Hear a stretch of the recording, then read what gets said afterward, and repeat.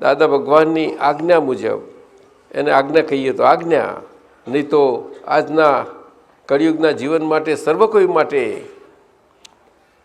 પોતે પોતાને ઓળખવા માટે આ એક ઉત્તમ સત્સાધન સ્વરૂપ જે મૂકી ગયા છે, એનું આપણે યથાર્થપણે બહુ સારી રીતે આપણે જ આપણામાં મનમાં લીન થઈ જઈએ દાદા ભગવાન સ્વરૂપે, એ રીતે આ થાય બહુ ઉત્તમ છે. એટલે બધા એને માટે આજે 12 કલાકની થાય, 2 કલાકની થાય, 24 કલાકની અવિરત કીર્તન ભક્તિ થાય છે, એ બધામાં એ તો રાખવું પડે છે.